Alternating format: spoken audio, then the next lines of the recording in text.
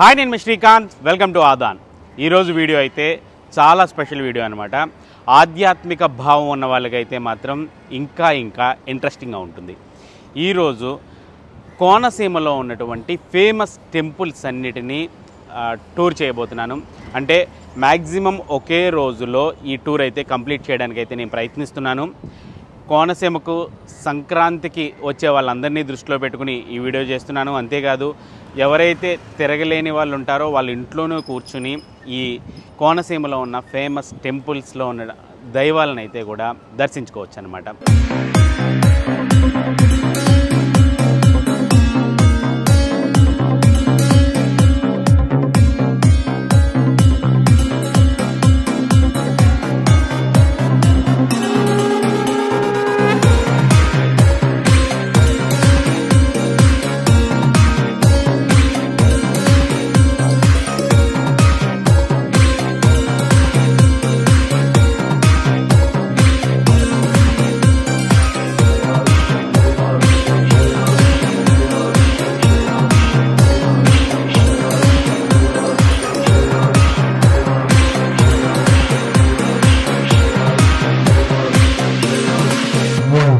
So అసలు కోనసీమలో ఏ రకంగా ఈ రూట్ మ్యాప్ ఉండబోతుంది, అలాగే ఒక టెంపుల్ నుంచి ఇంకొక టెంపుల్కి ఎంత దూరం ఉండబోతుంది, అసలు ఎంత టైం పడుతుంది, ఇలాంటి విషయాలన్నీ కూడా ఈరోజు ఈ వీడియోలో చూద్దాం రండి।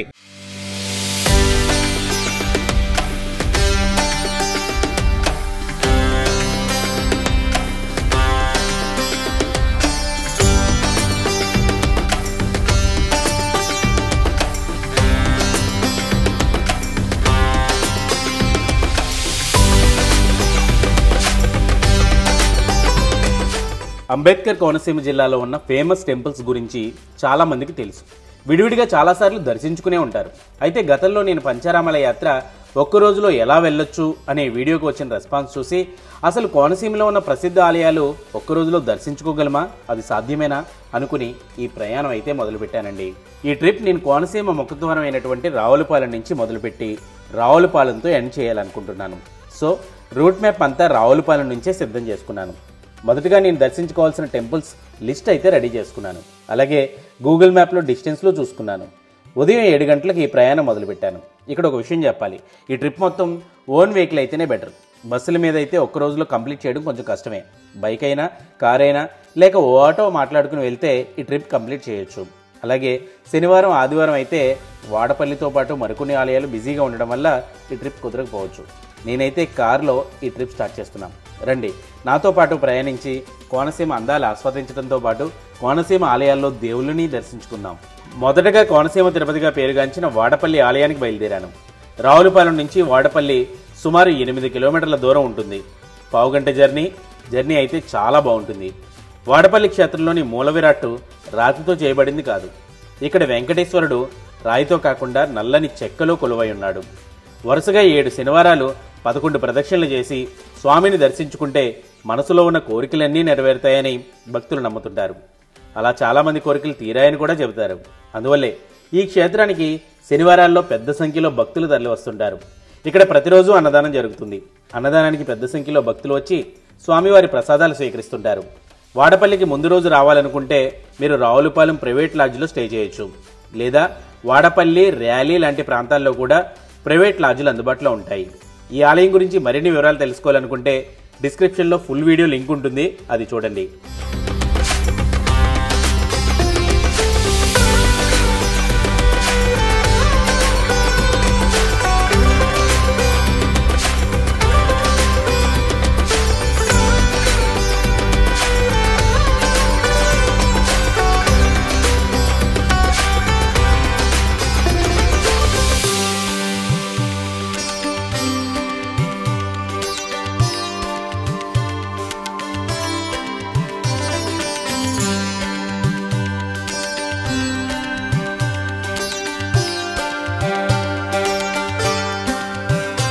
కోనసీమ తిరుపతిగా పేరుగాంచిన, అదేవిధంగా 7 శనివారాల వెంకన్న స్వామిగా పేరుగాంచినటువంటి వాడపల్లి వెంకటేశ్వర స్వామి ఆలయంలో ఇప్పుడే ఆ వెంకటేశ్వరిని దర్శనం అయితే పూర్తి చేసుకున్నాను. చాలా అద్భుతమైన దర్శనం అయితే జరిగింది. ఇక్కడి నుంచి మరో టెంపుల్కి అయితే వెళ్దాం. నెక్స్ట్ టెంపుల్ వాడపల్లికి దగ్గరలో అంటే సుమారు 6 కిలోమీటర్ల దూరంలో ఉన్నటువంటి అత్యంత powerful temple really Jaganmohini Keshavaswamy ఆలయం. ఏ ఆలయంలో అయినా భగవంతుడు లేదా దేవతామూర్తి ప్రధానంగా భక్తులకు దర్శనమిస్తారు, లేదంటే సతీ సమేతంగా కూడా దర్శనమిస్తారు. కానీ ఒకే విగ్రహంలో స్త్రీ పురుషులు దేవతలుగా దర్శనమివ్వడం చాలా అరుదు. అలాంటి అరుదైన దేవాలయం ర్యాలీ ఆలయం. ఈ ఆలయంలో 5 బుధవారాలు 5 ప్రదక్షిణలు చేస్తే కోరిన కోరికలు నెరవేరుతాయట.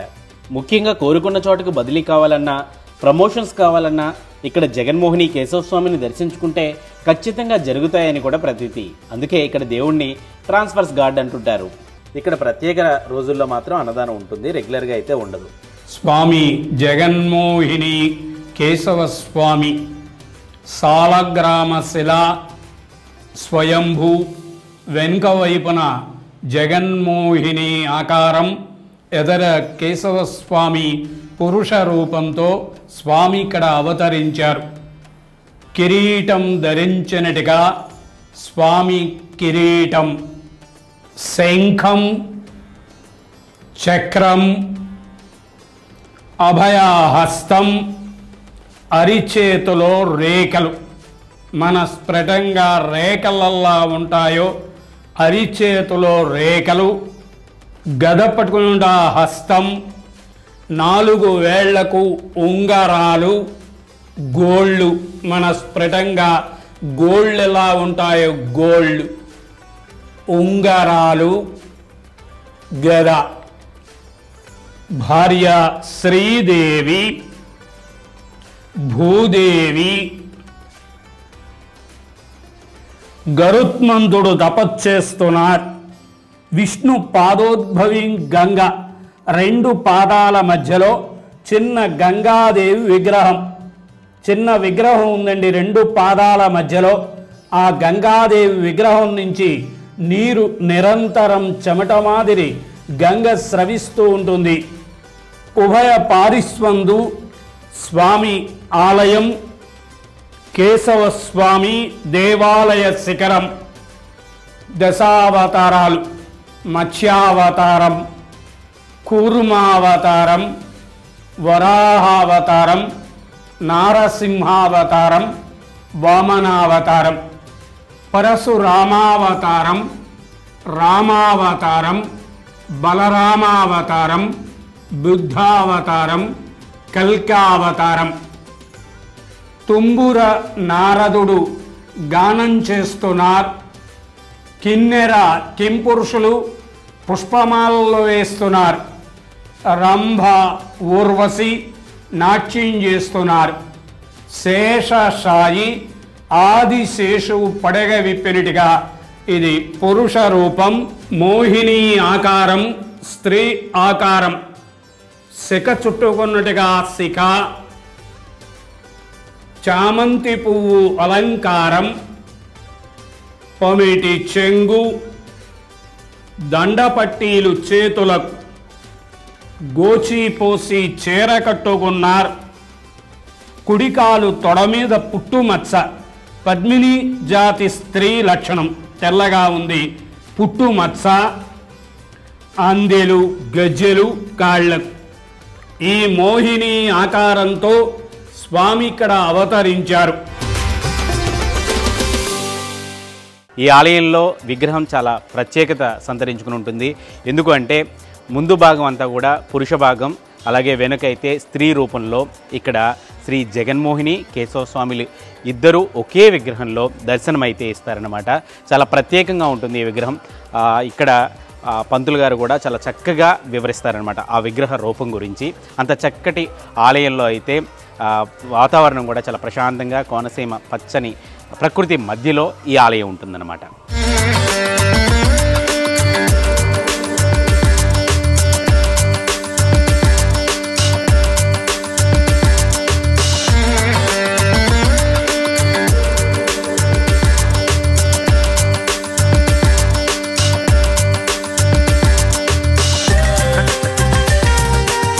ఈ ఆలయానికి సమీపంలోనే శ్రీ ఉమా కమండలేశ్వర స్వామి ఆలయం కూడా ఉంటుంది. అక్కడికి వెళ్ళి ఆ శివయ్యని దర్శించుకోవచ్చు. ఈ 2 ఆలయాల గురించి మరిన్ని వివరాలు తెలుసుకోవాలనుకుంటే డిస్క్రిప్షన్లో ర్యాలీ టెంపుల్ గురించి చేసిన ఫుల్ వీడియో ఉంటుంది, అది చూడండి. నెక్స్ట్ వచ్చేసి ర్యాలీ నుంచి కోటిపల్లి సోమేశ్వర స్వామి ఆలయానికి బయలుదేరాను. ర్యాలీ నుంచి కోటిపల్లి 33 కిలోమీటర్ల దూరం ఉంది. రావులపాలెం జొన్నాడ మీదుగా కపిలేశ్వరపురం ఏటుగట్టు రూట్లో బయలుదేరాను.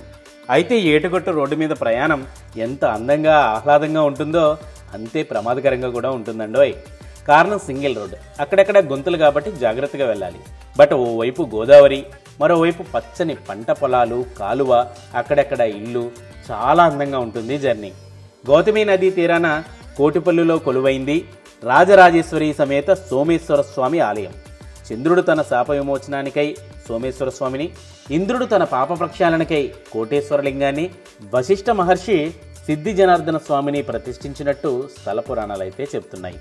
ఒకే గర్భగుడిలో ఒకవైపు శివుడు, మరోవైపు విష్ణువు ఉండడం, ఇద్దరికీ కలిపి ఒకే గోపురం, ఒకే ధ్వజస్తంభం కలిగి ఉండడం ఈ ఆలయం ప్రత్యేకత. ఈ క్షేత్రంలో గౌతమి నది అంతర్భాగంలో కోటి తీర్థములు ఉద్భవించి ప్రవహిస్తున్నాయట. అందుకే ఇక్కడ స్నానమాచరించి ఏ పుణ్యమాచరించినా అది కోటి రెట్ల ఫలితాన్ని ఇస్తుందని ప్రతీతి.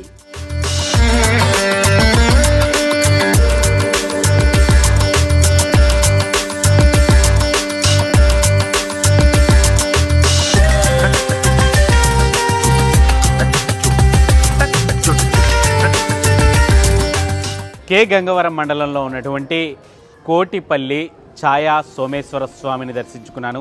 రాజరాజేశ్వరి సమేతంగా ఈ ఛాయా సోమేశ్వర స్వామి ఇక్కడైతే దర్శనమిస్తారు. వాళ్లతో పాటు జనార్దన స్వామి, శ్రీదేవి, భూదేవి సమేతంగా కూడా ఇక్కడ దర్శనం ఉంటుందన్నమాట. చాలా ప్రశాంతమైన వాతావరణంలో ఈ ఆలయం కూడా ఉంది. పచ్చని ప్రకృతి మధ్య అలరారుతూ ఈ కోటిపల్లి క్షేత్రం చాలా అద్భుతంగా ఉంది. కోటిపల్లి తర్వాత ద్రాక్షారామం శ్రీ మాణిక్యాంబ సమేత భీమేశ్వర స్వామి ఆలయానికి బయలుదేరాను. కోటిపల్లి నుంచి ద్రాక్షారామం ఆలయం 11 కిలోమీటర్ల దూరం ఉంది. ఈ మార్గం కూడా చాలా అందంగా ఉంటుంది.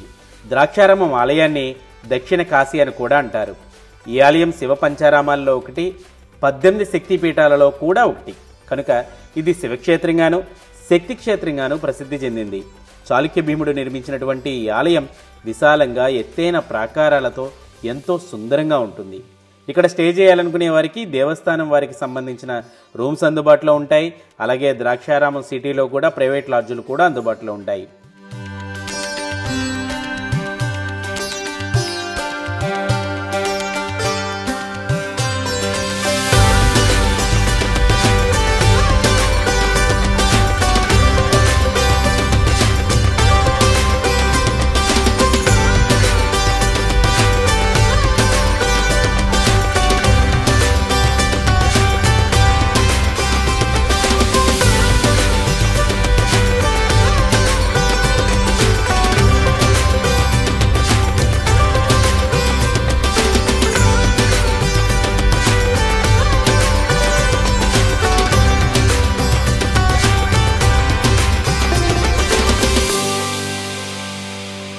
పంచారామాలలో ఒకటి, అలాగే శక్తిపీఠాలలో 12వ శక్తిపీఠం అయినటువంటి దక్షారామ క్షేత్రంలో ప్రస్తుతం నేనున్నాను.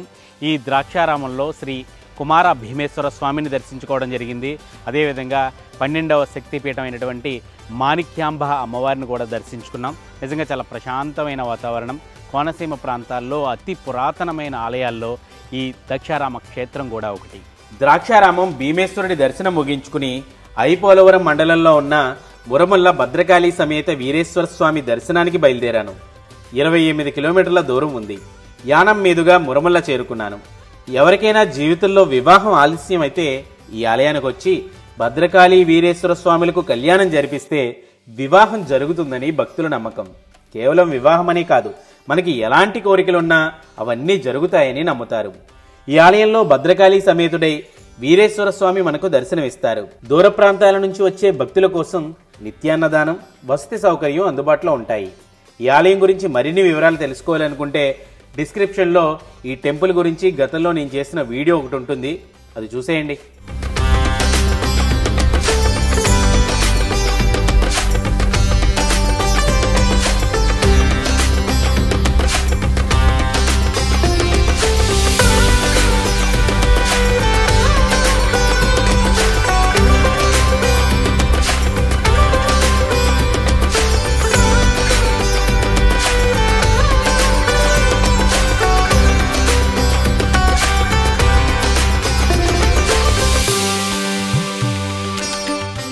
కళ్యాణాల దేవుడిగా ప్రసిద్ధి చెందినటువంటి మురమల్ల శ్రీ వీరేశ్వర స్వామిని ఇప్పుడే దర్శించుకున్నానన్నమాట. ఈ ఆలయానికి నాకు కూడా ప్రత్యేకమైన అనుబంధం అయితే ఉంది. ఒకప్పుడు నా లవ్ మ్యారేజ్ కూడా ఇక్కడికి వచ్చి కళ్యాణం జరిపించుకున్న తర్వాతే అదొక అరేంజ్డ్ మ్యారేజ్గా నా పెళ్ళి అయితే జరిగిందనమాట. సో ఈ ఆలయానికి వచ్చి ఇక్కడ కళ్యాణం జరిపించుకుంటే పెళ్ళి కాని వారికి కానీ లేకపోతే పెళ్ళిళ్ళలో ఏదైనా సమస్యలు ఉన్న వారికి కానీ ఇక్కడ ఖచ్చితంగా పెళ్ళి అవుతుందనే నమ్మకం భక్తులకి ఉంది, నాకైతే గట్టిగా ఉంది. నెక్స్ట్ మురమల్ల ఆలయానికి దగ్గరలో ఉన్న కుండలేశ్వరం ఆలయానికి బయలుదేరాను. అసలు ఈ మార్గంలో ప్రయాణిస్తుంటే చాలా అద్భుతమైన ఫీలింగ్ కలిగింది. ఎప్పుడూ కోనసీమలోనే తిరిగే నాకే చాలా కొత్తగా అత్యంత సుందరంగా అనిపించింది. నిజంగా ఇదొక రిఫ్రెష్మెంట్ జర్నీ. సుమారు 10 కిలోమీటర్ల ప్రయాణం తర్వాత కుండలేశ్వరం చేరుకున్నాను.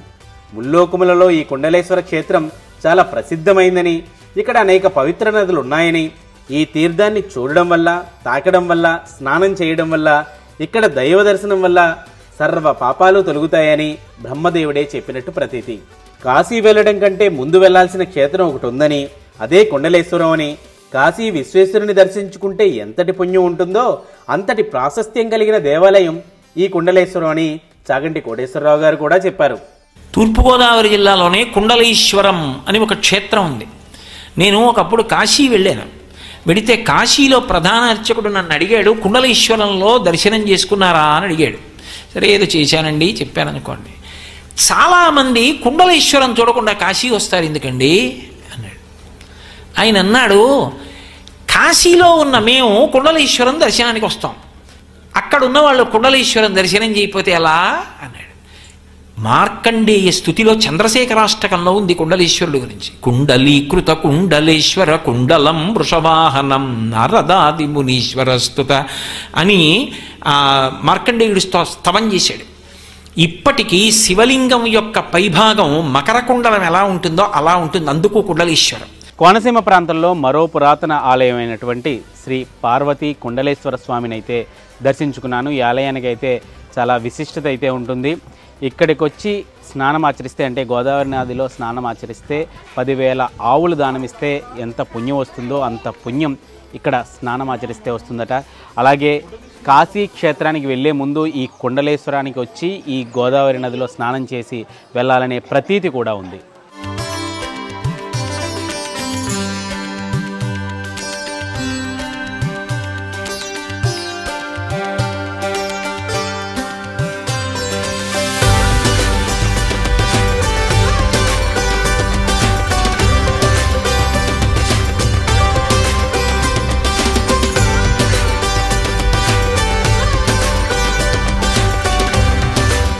కుండలేశ్వరుడి దర్శనం చేసుకునేసరికి మధ్యాహ్నం 1 గంట దాటింది.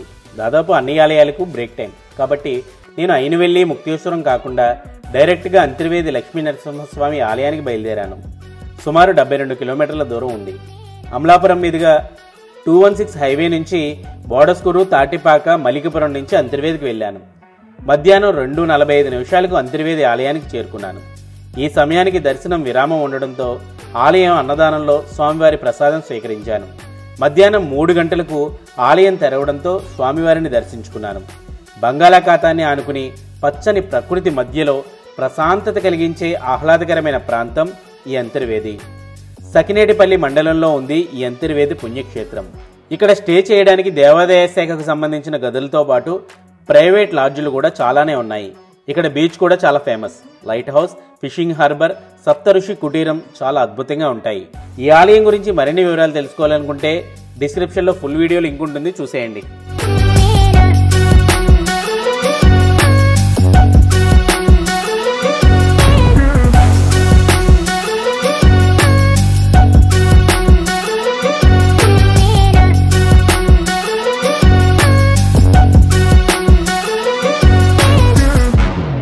నవ నరసింహ క్షేత్రాల్లో ఒకటైనటువంటి అంతర్వేది శ్రీ లక్ష్మీ నరసింహస్వామిని అయితే ఇప్పుడే దర్శనం చేసుకున్నాను. నిజంగా అద్భుతమైన దర్శనం అయితే జరిగింది. ఇది కేవలం ఆధ్యాత్మిక ప్రాంతమే కాదు, అత్యద్భుతమైన సుందరమైన పర్యాటక ప్రాంతం కూడా ఈ అంతర్వేది. అంతర్వేది నుంచి బయలుదేరి మళ్ళీ తిరిగి అదే దారిలో తిరిగి వస్తూ కడలి కపోతేశ్వర స్వామి ఆలయానికి వెళ్ళాలనుకున్నాను. అంతర్వేదికి అప్పన్నపల్లికి మధ్యలో మనకి ఈ కడలి అనే ఊరు ఉంటుంది. ఈ కడలి అనే ఊరు రాజోలికి జస్ట్ 6 కిలోమీటర్ల దూరంలో ఉంటుంది. ఈ ఊరిలో కూడా ఒక అండర్ రేటెడ్ శివాలయం ఉంటుందన్నమాట. అదే కడలి శ్రీ కపోతేశ్వర స్వామి దేవాలయం అన్నమాట. అంటే ఓ బోయవాడి ఆకలి తీర్చేందుకు ఓ పావురాల జంట చేసిన త్యాగానికి గుర్తుగా ఇక్కడ ఆ పరమశివుడు అవతరించారట. ఈ శివాలయం కూడా చాలా పవర్ఫుల్ శివాలయం. బట్ ఇప్పుడు టైం అయితే 3:50 అవుతుంది. ఈ టైంకి అయితే ఆలయం తెరిచి ఉండదట. ఈ ఆలయం టైమింగ్స్ వచ్చి ఉదయం 6 గంటల నుంచి 11 గంటల వరకు, మళ్ళీ తిరిగి సాయంత్రం 5 గంటలకు ఓపెన్ చేసి 7 గంటలకి ఈ ఆలయం మూసివేయడం అయితే జరుగుతుందన్నమాట. సో ఈ ఆలయానికి మళ్ళీ మనం వెళ్ళాలంటే ఇప్పుడు 5 గంటల వరకు ఇక్కడ వెయిట్ చేయాలి. సో మిగతా ఆలయాలు ఉన్నాయి కాబట్టి ఈ కడలి కపోతేశ్వర స్వామి ఆలయాన్ని అయితే ప్రస్తుతానికి స్కిప్ చేస్తున్నాను. ఎవరైనా ఈ చుట్టుపక్కలకి వస్తే మాత్రం ఖచ్చితంగా ఈ శివాలయానికి వెళ్ళండి. చాలా పవర్ఫుల్ శివాలయం ఈ కడలి శ్రీ కపోతేశ్వర స్వామి దేవాలయం. ఈ క్షేత్రంలో ఈ నారికేళ నాగేంద్రుడు సుమారు 6 దశాబ్దాల నుంచి దర్శనమిస్తున్నాడు. మరి ఒక కొబ్బరికాయ ఏడాది గంట కూడా ఉండదు, డొక్కతో సహా పాడైపోతుంది. అలాగే ఒలిచినకాయ 6 మాసాల కంటే ఎక్కువ ఉంటుంది, పీషాణంకాయ. భగవంతుడి దగ్గరికి ఆస్తికులు వస్తారు, నాస్తికులు వస్తారు, దండం పెట్టేవారు వస్తారు, విమర్శించేవారు వస్తారు. కావున ఈ క్షేత్రంలో ఈ కాయని చూసినప్పుడు ఆ అవకాశం కూడా లేకుండా ప్రత్యక్షంగా పీచు భాగంతో దర్శనమిస్తున్నాడు. ఇది రాయి కాదు, రప్ప కాదు, కానీ ఇది కేవలం నారికేళ ఫలమే అని చెప్పి నొక్కి చెప్తూ దర్శనమిస్తున్న నారికేళ నాగేంద్ర స్వామి.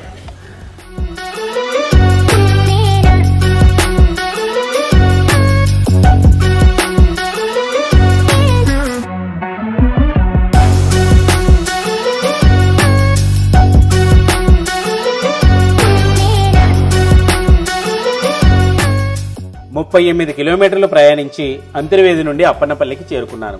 కలియుగ ప్రత్యక్ష దైవంగా బాసిల్లుతూ కోనసీమ వాసులు ఇలవేల్పుగా పూజలందుకుంటున్న శ్రీ బాలబాలాజీ స్వామి కొలువుదీరిన గ్రామం అప్పన్నపల్లి. ముల్లేటి రామస్వామి అనే కొబ్బరికాయల వ్యాపారి కోసం కొబ్బరికాయలలో బాలుడి రూపంలో స్వామివారు వెలిశారని, మొదట తన కొబ్బరి కొట్టులోనే ఆలయాన్ని నెలకొల్పగా తర్వాత కాలంలో కొత్త ఆలయాన్ని నిర్మించారు.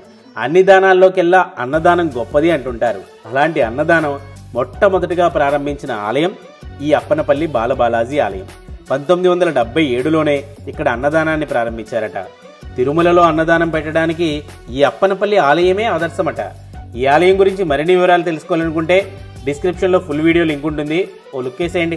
అస్య యజమానస్య సహ కుటుంబస్య సబాంధవస్య సపుత్రకస్య సపౌత్రకస్య సభ్రాతృకస్య క్షేమ స్థైర్య ధైర్య విజయ అభయ ఆయురారోగ్య ఐశ్వర్యాభివృద్ధిరస్తు. బాలబాలాజీ స్వామి అనుగ్రహ ప్రసాదే సర్వాభీష్టసిద్ధిరస్తు. సర్వకార్యానుకూల సిద్ధిరస్తు. సర్వదుష్టగ్రహ పీడా నివారో అస్తు.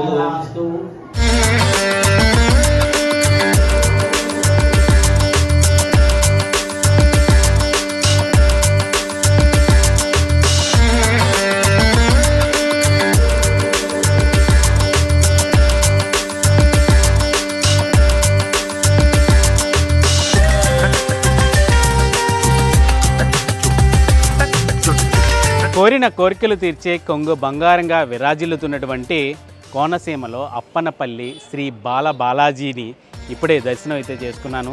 ఇక్కడైతే వేద పండితుల ఆశీర్వచనం కూడా అందించారు. చాలా అదృష్టంగా భావిస్తున్నాను ఇదైతే మాత్రం. ఇక్కడ నుంచి నెక్స్ట్ టెంపుల్కి అయితే వెళ్దాం. అప్పన్నపల్లి నుంచి 26 కిలోమీటర్లు ప్రయాణించి ముక్తేశ్వర స్వామి ఆలయానికి చేరుకున్నాను. ఇక్కడికి చేరుకునేసరికి సాయంత్రం 5:30 అయింది. సో ఇక్కడ నుంచి కొంచెం లైటింగ్ అయితే డల్గా ఉంటుంది. ఇది చాలా పురాతనమైన ఆలయం. త్రేతాయుగంలో శ్రీరాముడు ఇక్కడ శివలింగాన్ని ప్రతిష్ఠించారని, ఈ స్వామివారిని దర్శించుకుంటే క్షణకాలంలో ముక్తిని పొందుతారని ప్రతీతి.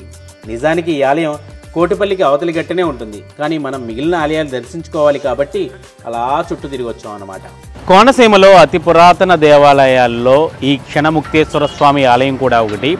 ఈ క్షణముక్తేశ్వర స్వామి ఆలయం ఐనవెల్లి మండలం ముక్తేశ్వరంలో ఉంటుందన్నమాట.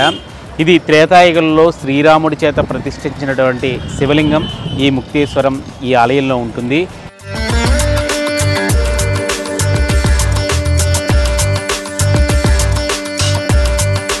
క్షణముక్తేశ్వరుడి దర్శనం తర్వాత జస్ట్ 2 కిలోమీటర్ల దూరంలో ఉన్న అయినవెల్లి విఘ్నేశ్వరుడి దర్శనానికి వెళ్ళాను.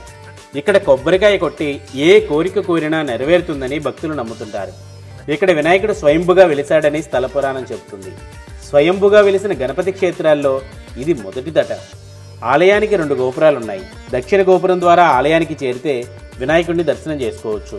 ప్రధాన ఆలయంలోని విశ్వేశ్వరుడి దర్శనం చేసుకోవడానికి తూర్పు గోపురం నుండి ప్రవేశించవచ్చు. ఈ ఆలయానికి వివిధ ప్రదేశాల నుండి భక్తులు వచ్చి వారి మొక్కులు తెచ్చుకుంటారు. అయినవెల్లి సిద్ధి వినాయకుడిని భక్తి శ్రద్ధలతో అర్చిస్తే కోరికలు తీరడంతో పాటు బుద్ధి వికసిస్తుందని నమ్ముతుంటారు. ఇక్కడ కూడా నిత్యాన్నదానం జరుగుతుంది. చాలా బాగుంటుంది. ఈ ఆలయం గురించి మరిన్ని వివరాలు తెలుసుకోవాలనుకుంటే డిస్క్రిప్షన్లో ఫుల్ వీడియో లింక్ ఉంటుంది, చూసేయండి.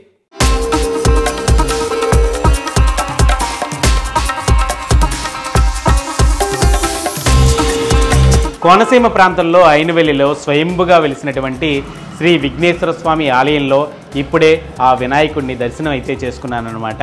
ఒక్క నారికేలం సమర్పిస్తే కోరిన కోరికలు తీర్చే భగవంతుడిగా ఎంతో పేరు ప్రఖ్యాతులున్న ఆలయం శ్రీ అయినవెల్లి వినాయక స్వామి ఆలయం. అయినవెల్లి వినాయకుడి దర్శనం తర్వాత అక్కడి నుంచి 9 కిలోమీటర్ల దూరంలో ఉన్న వానపల్లి పల్లాలమ్మ అమ్మవారిని దర్శించుకున్నాను. ఇక్కడికి వచ్చేసరికి సాయంత్రం 6 దాటింది. చాలా శక్తివంతమైన అమ్మవార్లలో వానపల్లి పల్లాలమ్మ కూడా ఒకరు. వనవాస సమయంలో సీతాదేవి గౌతమిలో స్నానం చేసి వనదేవతను పూజిస్తుండగా పల్లాలమ్మ తల్లి దర్శనం ఇచ్చిందని, కోరిన కోరికలు తీర్చే తల్లిగా అప్పటి నుంచి పూజలు అందుకుంటుందని అంటారు. సీతాదేవి స్వయంగా ఓ పేర్లేని చెట్టును కూడా ఇక్కడ నాటారని చెబుతుంటారు. ఆ చెట్టు ఇప్పటికీ ఇక్కడ ఉండడం విశేషం. ఈ చెట్టును దర్శించి అమ్మవారికి పూజలు జరిపితే వంశాభివృద్ధి జరుగుతుందట. సంతానం కలిగాక ఒక కొబ్బరి మొక్కను చీర, పసుపు, కుంకుమలు అమ్మవారికి సమర్పించి మొక్కు తీర్చుకుంటారు. అలాగే ప్రతి ఏటా ఇక్కడ జరిగే పంట జాతర కూడా చాలా అద్భుతంగా ఉంటుందట.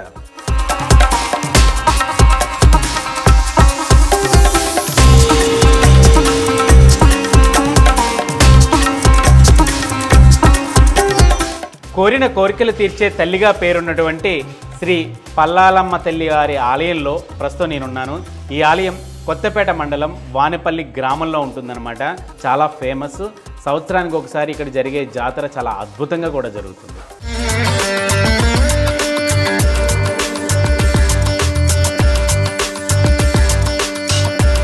తర్వాత వానపల్లి నుంచి కొత్తపేట మీదుగా 8 కిలోమీటర్లు ప్రయాణించి పలివెల్లో ఉన్న ఉమా కొప్పలింగేశ్వర స్వామి ఆలయానికి చేరుకున్నాను.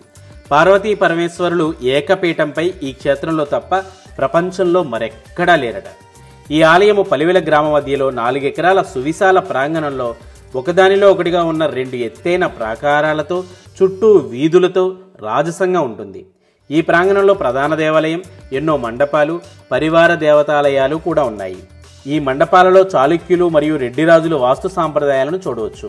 గర్భగుడిలో ప్రతిష్ఠించబడిన లింగానికి ముందు వైపున అగ్రభాగంలో చతురస్రాకారంలో ఒక పడుచుకు వచ్చిన భాగం ఉంది. దీనినే కొప్పు అంటారు. అందువలనే ఈ స్వామిని కొప్పులింగేశ్వరుడిగా పిలుస్తారు. ఈ కథ మొత్తం తెలుసుకోవాలనుకుంటే డిస్క్రిప్షన్లో ఈ టెంపుల్ గురించి ఫుల్ వీడియో ఉంటుంది, అది చూసేయండి.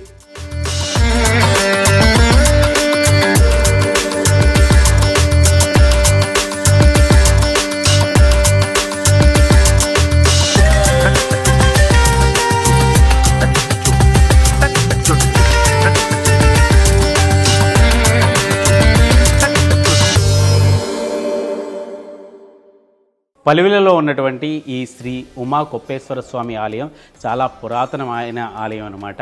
యాక్చువల్లీ ఉదయం పూట వస్తే కనుక ఇంకా మంచి విజువల్ ఫుటేజ్ అయితే చూడొచ్చు. బట్ నా దగ్గర అయితే 5 విజువల్స్ అయితే ఉంటాయి. వాటిలో ఈ టెంపుల్ని అయితే మీరు చూడొచ్చు. ఉమా కొప్పలింగేశ్వరుడి దర్శనం పూర్తయ్యేసరికి రాత్రి 7 దాటింది. ఇక్కడ నుంచి 7 కిలోమీటర్ల దూరంలో ఉన్నటువంటి మందపల్లి శనేశ్వర స్వామి ఆలయానికి చేరుకున్నాను.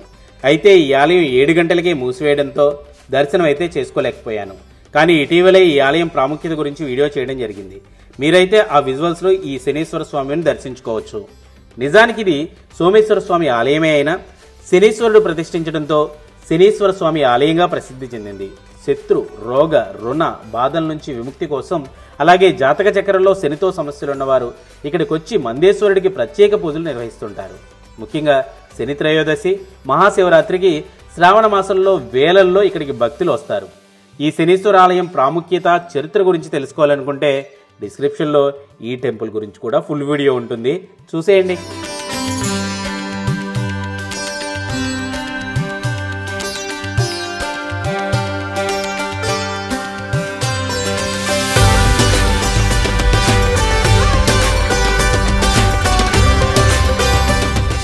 అయితే ఇక్కడితో ఈ కోనసీమ ఫేమస్ టెంపుల్ టూర్ని అయితే ఇక్కడితో ఎండ్ చేస్తున్నాను.